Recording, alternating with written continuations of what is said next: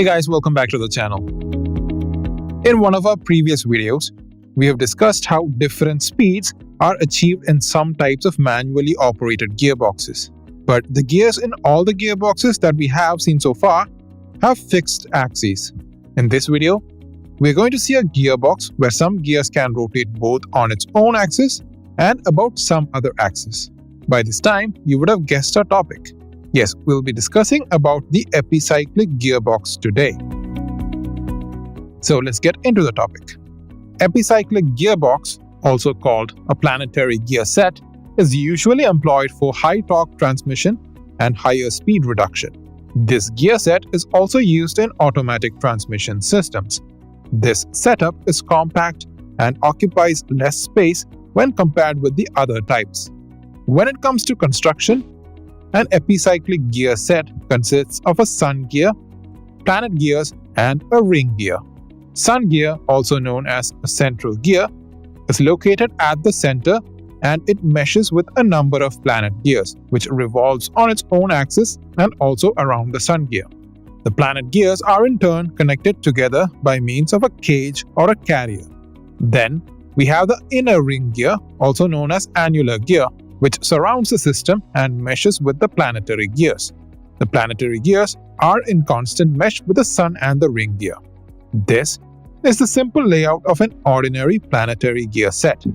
But how does this system achieve speed reduction?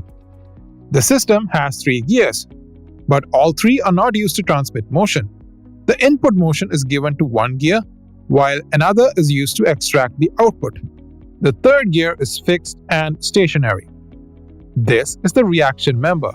The desired speed reduction is achieved by changing the driving, driven, and the reaction member.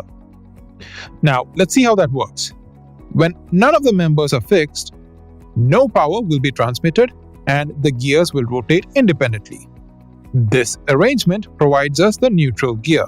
Now, let's fix the ring gear and let the sun gear and the carriage be the driving and driven members respectively. When the sun gear rotates, it meshes with the planetary gears, making it spin in the opposite direction. As the ring is held fixed, the planet gear rotates over it. Now, we can clearly say that the sun gear should rotate a number of turns for making the carrier rotate once. This stage gives us the highest speed reduction rate. When the sun gear is fixed and the input is given to the planet carriage, the ring gear serves as the driven member. When the carriage rotates, the planetary gears move over the sun gear and also mesh with the ring gear. At this time, both the input and output will be in the same direction, and the speed reduction will be lesser when compared to the previous stage. So far, we've seen the speed reduction stages, but how is the reverse gear achieved? For reversing, the carriage of planet gears is fixed and the sun gear is provided with the input. At this time, the planet gears act as idler gears, making the ring gear rotate in the direction opposite to that of the sun gear. Thus, it reverses the motion of the output. On the other hand, if any of the 2 members are locked together, then the input and output rotate at the same speed, giving the speed ratio of 1:1, that is, direct drive. This is how a planetary gear set can provide different speeds.